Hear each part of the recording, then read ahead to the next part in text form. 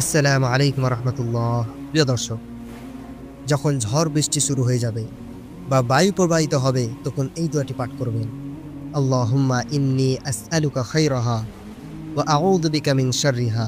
অর্থাৎ, হে আল্লাহ, আমি আপনার নিকট এর কল্যাণ চাই আর আমি আপনার নিকট এর অনিষ্ট থেকে আশ্রয় চাই।